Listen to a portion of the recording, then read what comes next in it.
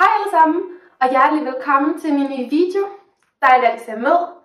I dag har jeg tænkt mig at lave en Get Ready With Me. Jeg skal have lagt en simpel, men elegant makeup, fordi jeg skal arbejde senere. Og når jeg hoster, så kan jeg rigtig godt lide, at der sker lidt mere end i min hverdagslook.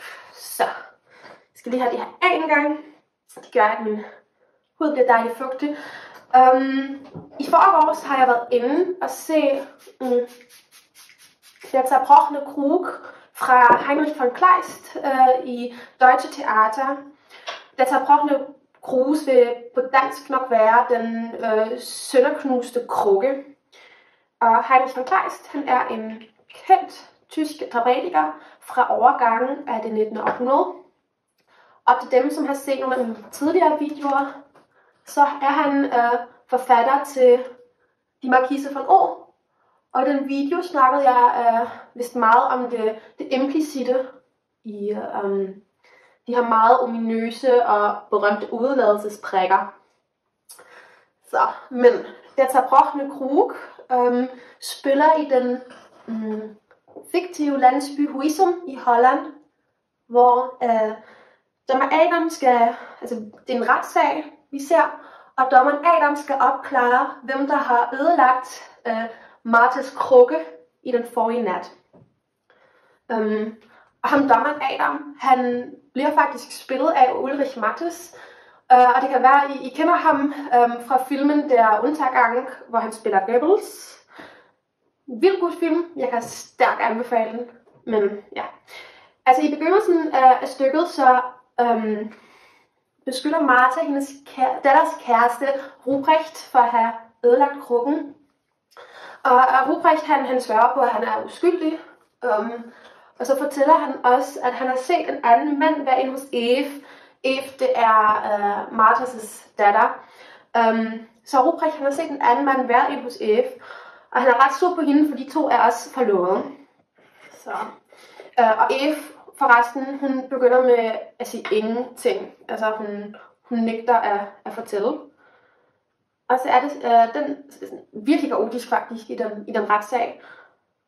Og den dag er der en domstolsmedlem, som er på besøg. Hun hedder Walter.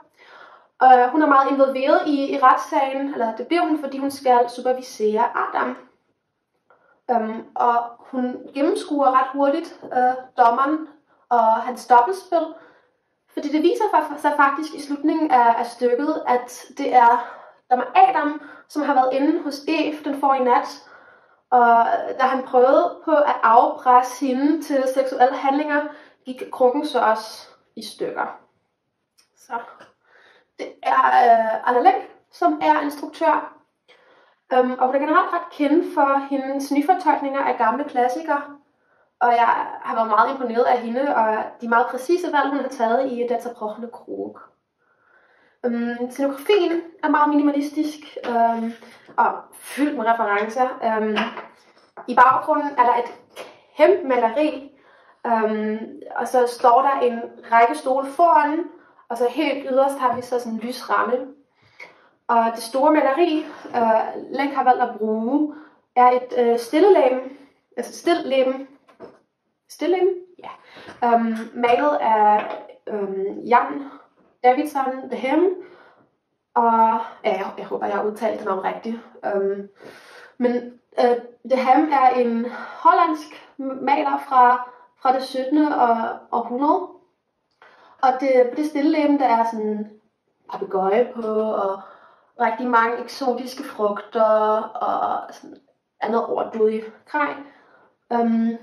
Og det hentyder til kolonialismen, det hentyder til den sådan form for mishandling og udnyttelse, og det generelt baggrundstematik i stykket.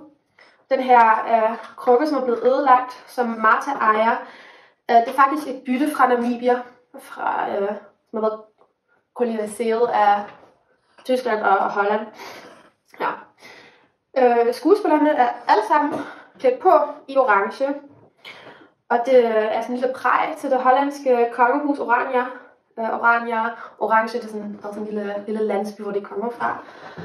Og når de her skuespillere i deres orange tøj, som er meget karikerende, så står foran det her billede, så ligner de egentlig også lidt nisserne i alle tiders julemand. Det synes jeg var meget sjovt. Skuespillerne er også afsindigt dygtige, faktisk.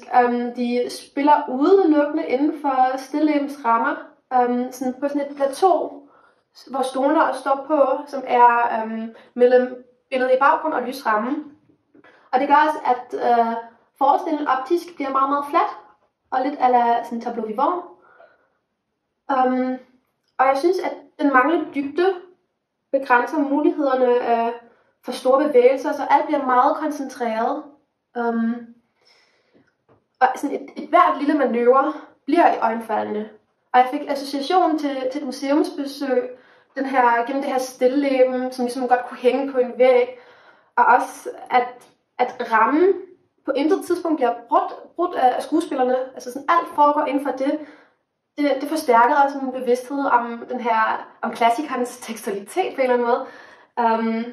Det var meget fedt. Sådan der.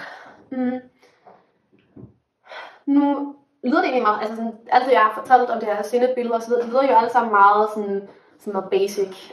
Men der skete faktisk ret meget på den her scene. Det var som sagt ikke så mange rekvisitter, de lige fik brugt, men skuespillerne havde en utrolig dynamisk, nonverbal kommunikation indbyrdes.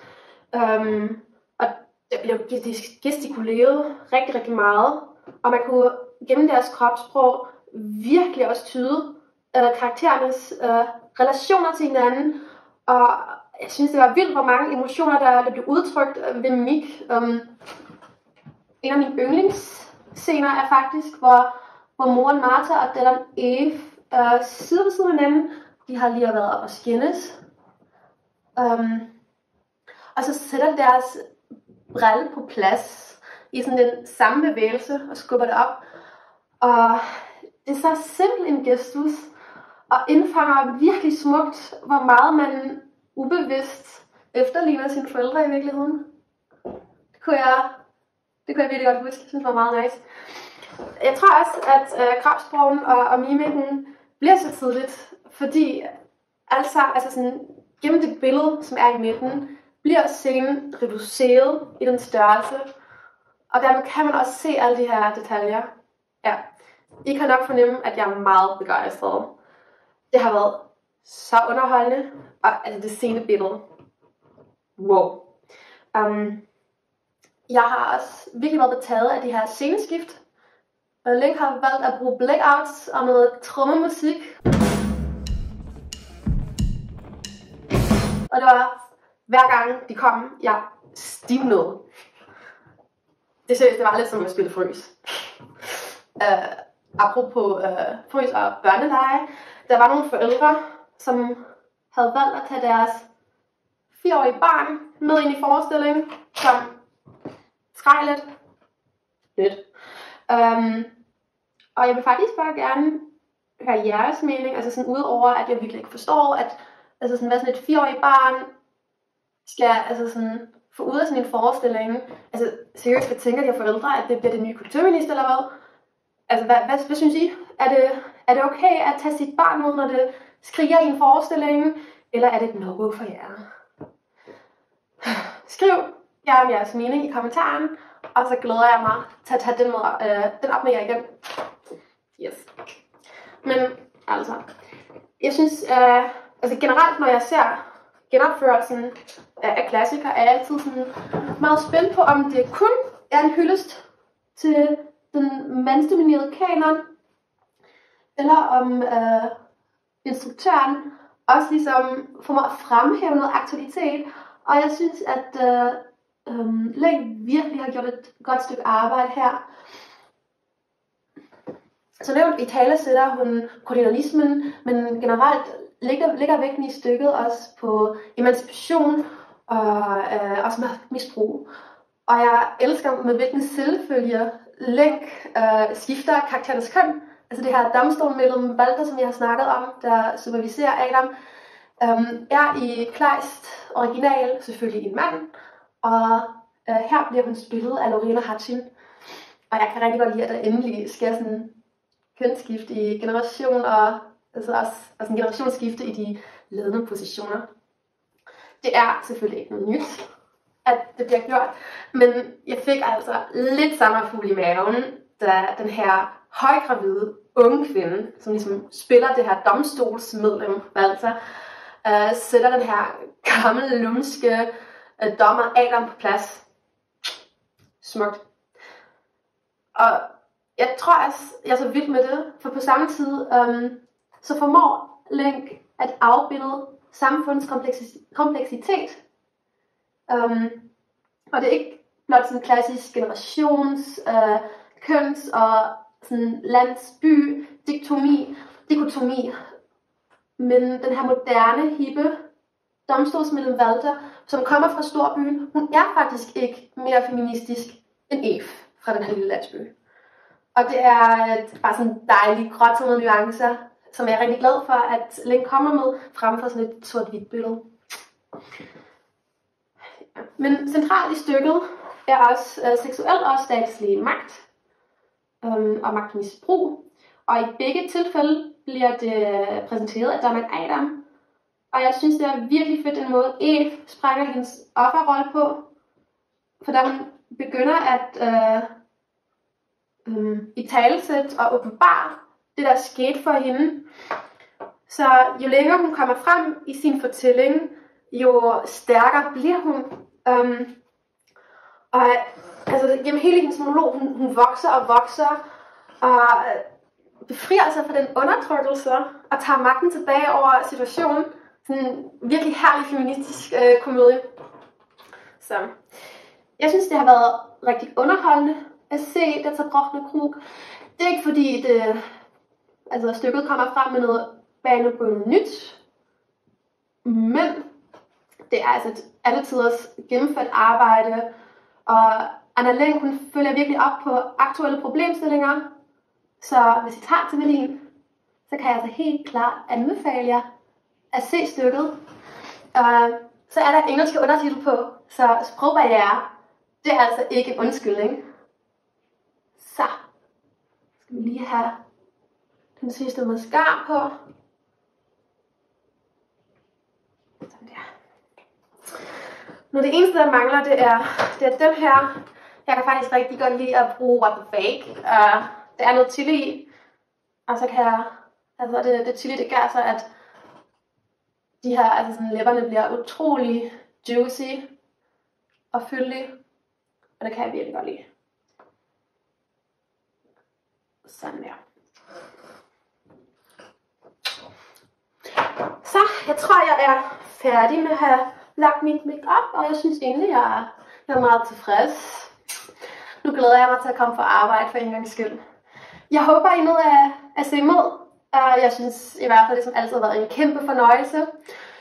Hvis I ikke allerede følger med i min kanal, så abonner den ned under. Hvis I kunne lide videoen, så giv det gerne et like. Og I kan selvfølgelig også altid blive opdateret omkring nye videoer og andre projekter på min Instagram. Og så glæder jeg mig til at se jer igen snart. På gensyn!